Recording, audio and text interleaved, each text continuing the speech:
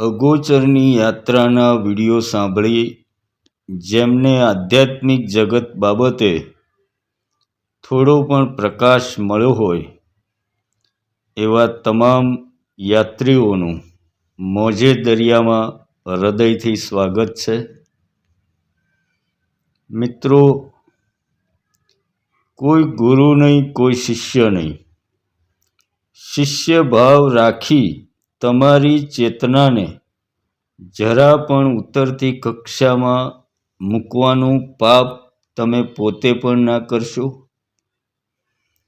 મહેરબાની કરી કોઈના શિષ્ય ના બનો, કોઈને ગુરુ ના બનાવો, કારણ કે તમારી ચેતનાનો વિકાસ પછી બસ એ ગુરુ પૂરતો સીમિત થઈ જશે.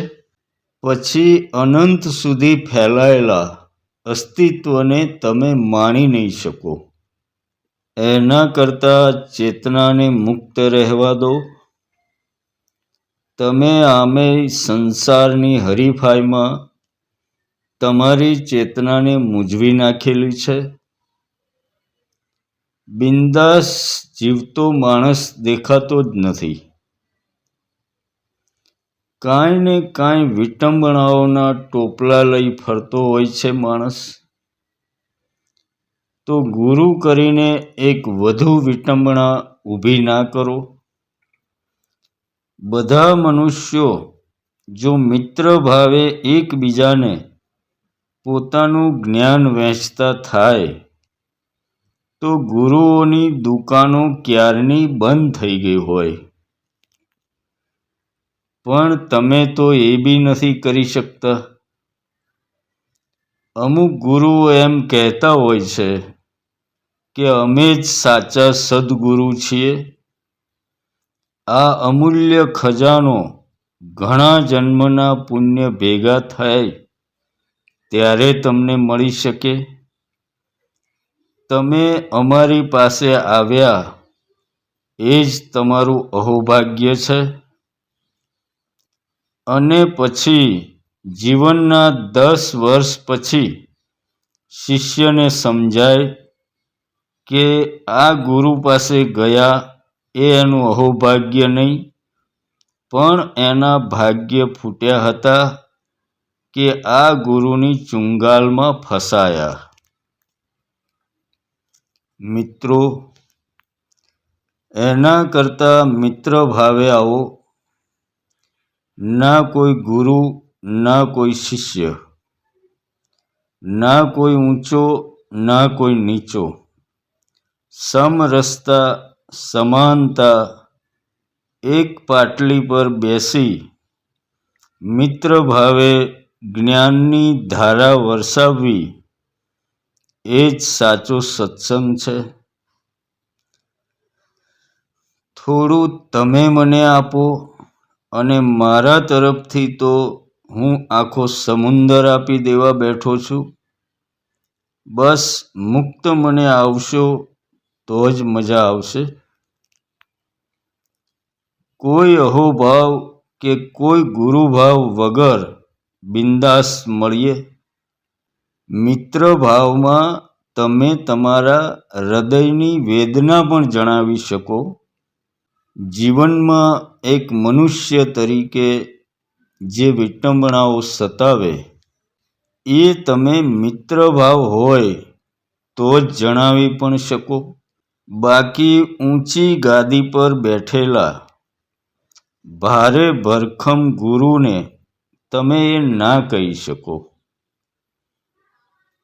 મેં અમુક ગુરુઓને કહેતા પણ સાંભળ્યા છે કે સાક્ષાત્કાર સિવાય કોઈ સંસારની વાત મારી પાસે લાવવી નહીં. અને એ ગુરુથી કેટલાને સાક્ષાત્કાર થયા હોય એ કોઈ જાણતું નથી હોતું. એટલે માણસ છીએ, પહેલાં માણસ તરીકે એકબીજાને મળીએ તો જ કોઈ પણ યાત્રામાં મજા આવે. મિત્રો, સામેથી આવતા પ્રશ્નોથી જ મને ઘણું જાણવા મળે છે. કે ગુરુઓના કેવા ગોરખ ધંધા ચાલે છે.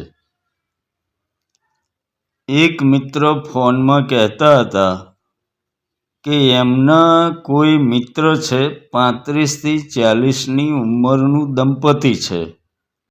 એમને ગુરુએ એ દંપતીને ભાઈ બહેન તરીકે રહેવા આદેશ આપ્યો અને એમાં 6 મહિના સુધી એ લોકો હેરાન થયા. અને પછી આ મિત્રને વાત કરી તો એમણે આપણા મોજે દરિયાના વિડીયો એ ભાઈ સુધી પહોંચાડ્યા અને એ મિત્ર આપણા વિડીયો સાંભળીને એ ગુરુની ચુંગાલમાંથી છૂટી ગયા અને માનસિક ગુલામીમાંથી મુક્ત થયા. મિત્રો, આ ગુરુઓ એક ઈમાનદાર મનુષ્ય પણ નથી બની શકતા. એમને તમે ગુરુ બનાવી ઘરમાં પૂજા કરો તો શું પરિણામ આવે? જમાનો બદલાઈ ગયો છે એમ કહો છો, પણ ક્યાં બદલાયો છે? આ તો આપણી જાણમાં આવે એટલા જ. બાકી એવા ઘણા લોકો હશે જેમને ગુરુઓએ પોતાની ચુંગાલમાં ફસાવી રાખ્યા હશે. એટલે કહું છું કે ગુરુઓથી મુક્ત થઈ જાઓ. બિંદાસ એકલા જ પોતાની અંદર ઉતરવાની હિંમત રાખો. હવે ધ્યાન બાબતે અમુક હજી થોડા નવા પ્રશ્નોની ચર્ચા કરી લઈએ. કારણ કે સત્સંગ, ભજન અને જ્ઞાનની વાતો એ તો બહુ લોકો કરે છે. મારે એમાં સમય બગાડવો નથી. એ તો તમે ગમે ત્યાંથી સાંભળી શકશો. પણ ત્યાં સુધી કેમ પહોંચવું એની ચર્ચા બહુ ઓછા લોકો કરે છે. એટલે આપણે એ બાબતે જ જે પણ ફોનમાં પ્રશ્નો આવ્યા એની ચર્ચા પહેલાં કરીશું. તો એક વાત સમજી લેજો કે ધ્યાન જ્યારે થશે ત્યારે એમાં કોઈ અવનવા અનુભવો નહીં હોય, પણ જે કાંઈ વિટંબણાઓ અને અનુભવો છે એ ફક્ત ધ્યાન સુધી પહોંચવાના રસ્તામાં છે. એટલે ધ્યાનમાં આવા અનુભવ થાય એવું કહેવું વ્યાજબી નથી. પણ ધ્યાન સુધી પહોંચવામાં રસ્તામાં જે અમુક અનુભવો થાય જેમાંથી દરેક માણસે પસાર થવું જ પડે, અને એમાં કોઈ મોટી વાત નથી. એટલે રસ્તો લાંબો છે અને અજાણ્યો પણ છે. એટલે કોઈ માર્ગદર્શક હિંમત આપવા માટે જોઈએ, પણ એનો અર્થ એ ના સમજવો કે તમારે માથે એ ગુરુ બનીને ચીપકી જાય. મિત્ર ભાવે જે મોજ છે એ ગુરુ ભાવમાં નથી. કાંઈ લેના ના દેના. એટલે તમારે પણ જે કાંઈ મળે બીજાને આપતા રહેવું. આમે વિદ્યા વહેંચવાથી વધે એ યાદ રાખવું. તમારી પાસે જે કાંઈ થોડું હોય આપ્યા કરો. શી ખબર કે સામેના વ્યક્તિને એ પણ અમૂલ્ય લાગતું હોય. પણ હા, તમે કંઈ આપતા હોય ત્યારે તમે હાજર ના હોવા જોઈએ. જો તમે આપશો તો કર્મ બંધાશે. એના કરતાં એની મરજી, એને જે કહેવું હોય એ કહે. એ ભાવથી આપો તો અહંકાર વધવાની શક્યતા નહીં રહે. એટલે જ કહું છું કે હું કોઈ સંત મહાત્મા કે ગુરુ નથી. પણ મારી અંદરવાળાની ઈચ્છાથી મારી પાસે જે પણ કંઈક થોડું છે એ બધું જ હું આપવા કોશિશ કરી રહ્યો છું. બહુ મોટી મોટી જ્ઞાનની વાતો નહીં કરું, ઓછું કહીશ પણ સચોટ કહીશ. તો મિત્રો, ધ્યાનમાં અમુક એમ કહેતા હોય છે કે એમનો ધંધો એક ગામથી બીજે ગામ ફરવાનો છે, એટલે કોઈ એક જગ્યા ફિક્સ રાખી શકે એમ નથી. તો શું ચાલે કે નહીં? બીજું, અમુકને 1-2 કલાક વહેલા મોડા થાય તો એમાં ચાલે કે નહીં? તો પહેલા બંને પ્રશ્નોમાં એવું છે કે બને ત્યાં સુધી જગ્યા એક રાખવી, પણ એમાં કોઈ જડબે-સલાક નિયમ નથી કે એક જ જગ્યાએ બેસવું. અમુક વાર આપણું મન પણ આવા બહાના બતાવતું હોય છે, એટલે એવું કાંઈ રાખવું નહીં. ભાઈ, તમે ધ્યાન ભજન કરવાનો તમને વિચાર આવે એ જ બહુ મોટી વાત છે. એટલે મનના આ બધા બહાનાથી બચવું અને તમને જ્યાં પણ જ્યારે પણ સમય મળે મૂળ ધ્યાન કરી લેવું. અને રહી અમુક 1-2 કલાકના સમયના ફેરફારની વાત, તો એમાં પણ એવું જ છે કે કલાક અડધી કલાક આઘું પાછું ચાલે, કાંઈ ચિંતા કરવી નહીં. હવે બીજો એક પ્રશ્ન અગત્યનો અને ઘણાનો હતો કે સવારે 3 વાગે જાગીને ધ્યાન કરે ત્યારે એમને કુદરતી હાજતનો સમય હોતો નથી, અને આપણે વિડીયોમાં એમ કહેલું છે કે શૌચ ક્રિયા પતાવીને બેસવું. તો એમાં ઘણા સાધકો મૂંઝાતા હોય છે, અને ઘણાનો આ સરખો પ્રશ્ન હતો. તો એની આપણે ચર્ચા કરી લઈએ. તો ખાસ તો એ કે તમારું પેટ ખાલી હોય ત્યારે જ ધ્યાન કરવું જોઈએ. એનું કારણ આગળ પણ આપણે કહેલું કે ધ્યાન દરમિયાન તમારું શરીર ગરમ થાય અને એના લીધે તમારા મોટા આંતરડામાં રહેલો મળ સુકાઈ જાય, એટલે લાંબા ગાળે તમને હરસમસાનું દુઃખ ઊભું થાય. અને અહીં એ પણ કહી દઉં કે જે પણ લોકો કોઈ પણ પ્રકારની, એવું નથી કે ધ્યાનની જ, પણ કોઈ પણ પ્રકારની નાની અમથી પણ સાધના કરતા હોય એમણે દૂધ પીવું જોઈએ.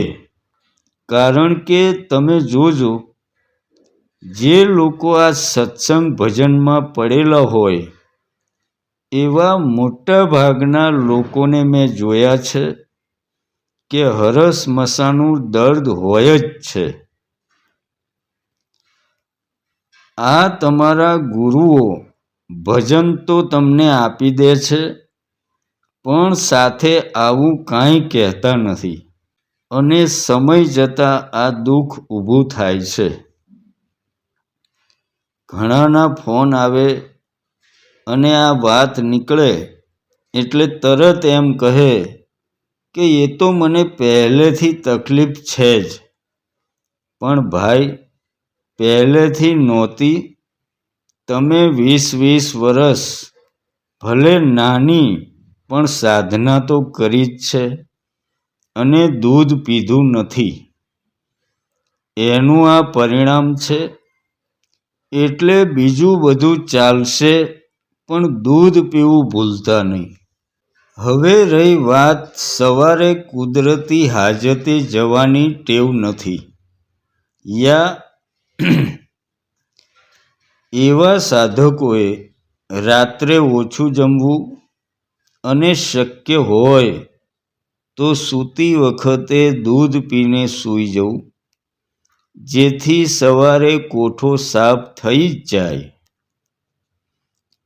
અને જો શક્ય હોય તો અઠવાડિયામાં 1-2 ચમચી દિવેલ પણ પીવાનું રાખવું.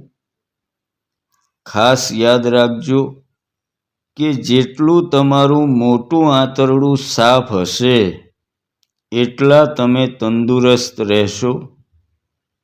શરીરની મોટા ભાગની બીમારીઓ મોટા આંતરડામાં રહેલા મળના અટકાવના લીધે જ હોય છે.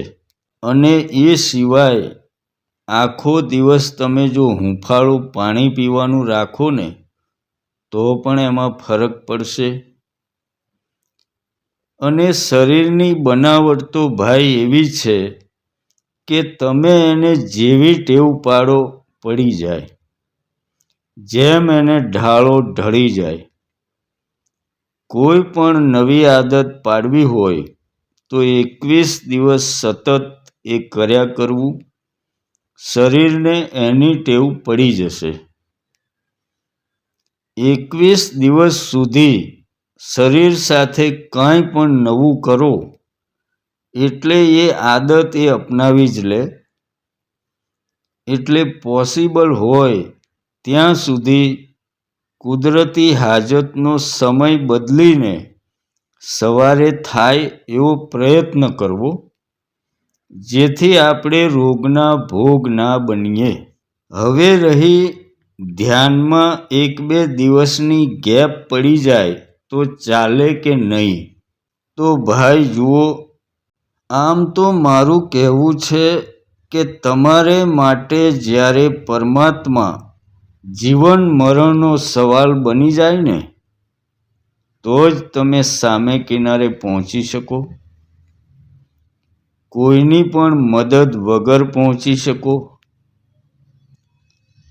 પણ આપણા માટે પરમાત્મા ફર્સ્ટ પ્રાયોરિટી જેને કહેવાય ને એ નથી હોતો.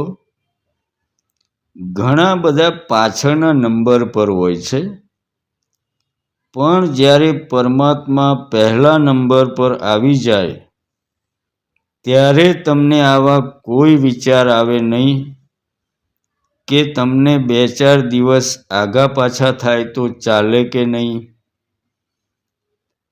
આપણે મિત્રો પહોંચી શકતા નથી એનું મુખ્ય કારણ આ છે કે તમારા માટે સંસાર પહેલી પ્રાયોરિટીમાં છે. પહેલું મહત્વ તમારે સંસારનું છે અને પરમાત્મા તો ટાઈમ પાસના લેવલ પર હોય છે. એટલે કહું છું કે એ જ્યારે જીવન મરણનો સવાલ થઈ જાય ત્યારે તમારું મન કોઈ બહાના કાઢશે નહીં. અને હું એવા લોકો માટે જ છું જેમના માટે પરમાત્મા જીવન મરણનો સવાલ છે. અહીં મને મારા એક એવા જ ધ્યાની મિત્રની વાત યાદ આવે છે કે જેમના માટે પરમાત્મા જીવન મરણનો સવાલ હતો. એમનું શરૂઆતનું યાને બાળપણનું જીવન બહુ હાડમારી ભરેલું હતું. એમના પિતાજીનું એ આગળના ઘરનું સંતાન હતા, એટલે અણગમતું સંતાન. એટલે 10 વર્ષની ઉંમરમાં ગુસ્સામાં એકવાર એમના પિતાજીએ એમને હાથ પગ બાંધીને ખેતરમાં ફેંકી દીધેલા. અને શિયાળાની કડકડતી ઠંડી રાત એમ પણ વિતાવવી અઘરી હતી. એમાં પાછા હાથ પગ બાંધેલા, કરવું શું? એમનું કહેવું હતું કે સાલું ઠંડી એવી કે હાડ થીજી જાય. અને ખેતર ગામથી એટલું દૂર કે કોઈ માણસ તો એ બાજુ ફરકે જ નહીં. એટલે કોઈ અગમ્ય તાકાત સિવાય કોઈ મદદની આશા હતી જ નહીં. એમણે મને વાત કરતાં કહેલું કે મારે એક જ ઈચ્છા હતી કે સૂરજ જલ્દી ઉગે તો ગરમી મળે, પણ હજી તો આખી રાત બાકી હતી. સવાર પડવામાં હજી 7 કલાક બાકી હતા અને આમે એમનું કહેવું હતું કે મારા માટે એ દિવસોમાં પરમાત્મા જીવન મરણનો સવાલ જ રહ્યો. તો એ રાતની વાત કરતાં એ મિત્રએ કહ્યું કે દરેક સેકન્ડ જેમ રાત ગળતી ગઈ, ઠંડી કાતિલ બનતી ગઈ. શરીર હવે સાથ છોડતું હોય એવું લાગવા માંડ્યું અને એમને યાદ આવી અગોચરની દુનિયા, પરમાત્મા. અને એ રાત કોઈ યોગીએ એમને કહેલું યાદ આવી ગયું કે બહાર જે કાંઈ છે એ બધું જ તારી અંદર પણ છે, આખું બ્રહ્માંડ. તો વિચાર આવ્યો કે શું સૂરજ પણ અંદર હશે ખરો? અને આંખો બંધ કરીને શરીરમાં એ સૂરજને શોધવા લાગી ગયા અને ધીરે ધીરે શરીર ગરમ થવા લાગ્યું. અચાનક એક ઝબકારો થયો પ્રકાશનો અને પોતે બેભાન થઈ ગયા. અંધારી રાત, સૂરજ, કડકડતી ઠંડી એ બધું જ ભૂલાઈ ગયું. આંખ ખુલી ત્યારે સવાર થઈ ગયેલું હતું. એને કહેવાય મિત્રો જીવન મરણનો સવાલ. આ તડપ જ્યારે તમારામાં ઉઠે અને તમે એને પોકારો ત્યારે તમને લાગશે કે એ તમારી આટલી નજીક છે. એટલે તમામ સાધકોને વિનંતી કે ધ્યાન એ તમારા જીવનની પહેલી પ્રાયોરિટી બનવું જોઈએ. તો જ તમે આમાં અગોચરની દુનિયામાં પ્રગતિ કરી શકશો. તો અંતમાં મિત્રો, આધ્યાત્મિક બાબતે કાંઈ પણ મૂંઝવણ હોય તો સ્ક્રીન પર નંબર આપેલો જ છે. એમાં વોટ્સએપ નથી એટલે કોઈએ મેસેજ કરવો નહીં, સીધો ફોન કરી દેવા વિનંતી. તો મળીશું મિત્રો આવતા એપિસોડમાં.